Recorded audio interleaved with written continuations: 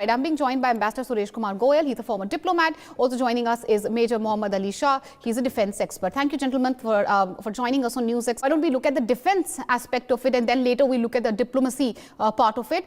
Major Mohammad Shah, defense expert with us. Major Shah, over to you. Help us understand really what this bonhomie between France and India means in the backdrop of India procuring the Rafale fighter jets. A very good question, Meenakshi. Meenakshi, relationship with France, as it is very, very good. And in fact, Mr. Emmanuel Cameron and Mr. Emmanuel and our Prime Minister share a very good relationship. Now, when our NSA Ajit Doval he meets Mr. Bond, Mr. Emmanuel Bond. In fact, the bonhomie there, as it is very good. So now, when we are procuring the Russian Rafale, the Russian fighter jets. So it just strengthened our might further. And, besides participating in the 36th session of the India-French Strategic Dialogue with the Doval, Bond met Prime Minister Narendra Modi, External Affairs Minister S. J. Shankar, the G20 Shepal Amitabh Kant. In addition to being the diplomatic advisor to the French President, Bond is also the France's G7 and G20 Shepal. Now, people who are familiar with their relationship, they would know about the whole thing of G7 and G20 and the entire summit. So yes, our relationship with France has been extremely good. In fact, the French is taught in many schools in India. In fact, it's an optional language. So that is apart from our Hindi and that's our national language and our Sanskrit and such things. So that is the kind of relationship we have shared with France always, all the time. And yes, with this military prominence, with this well-equipped with Rafale, we are going to be even stronger, and thanks to France for that, Meenakshi. Well, absolutely. And also, Major Shah, help us understand how are the Rafale M's different from the Rafale fighter jets, which India has already procured, and how it will help strengthen our Navy, sir?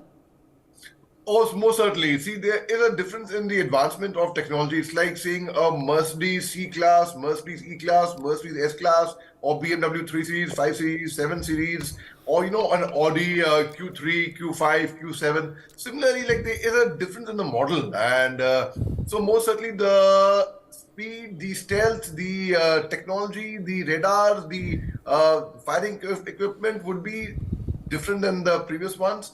And because we have to upgrade technology each time, like a common person buys a mobile phone, he upgrades to a smartphone, and then he upgrades to an Android phone, and then he upgrades to another phone, and so on and so forth, and it keeps happening.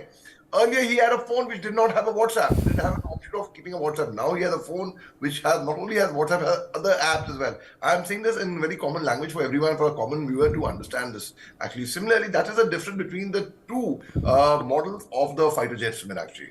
Well, absolutely, Major Shah. General Shah, speaking specifically about the defense aspect of this meeting, Rafale M's are going to be procured by the army. What does this really mean for India, especially at a time when the focus of the world is on securing the Indo-Pacific region, sir?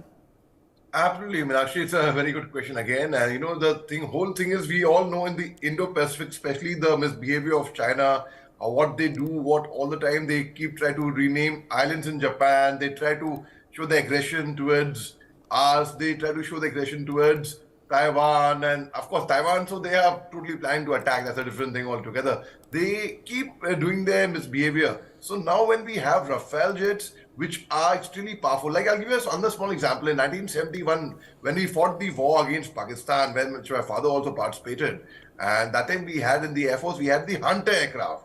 A Hunter aircraft had a handicap where they could not fly in the darkness, in the night.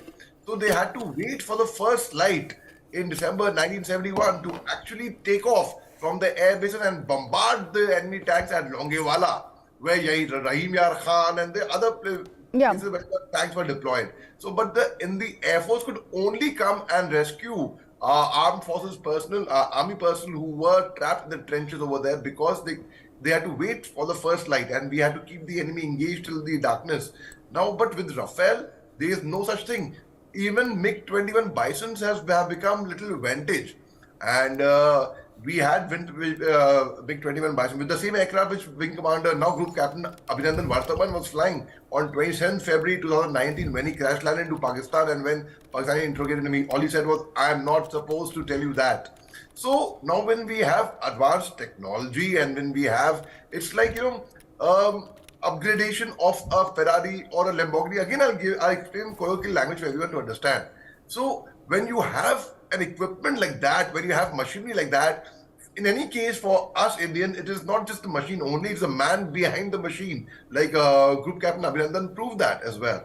So the entire nation saw it. Similarly, now when we have the man behind the machine and the machine, both are equally powerful, it only means success, Meenakshi. Well, absolutely. And, the fact that India is now procuring these sophisticated fighter jets like Rafale, the Rafale M's from France certainly is only going to boost our military prowess, certainly a counter for China.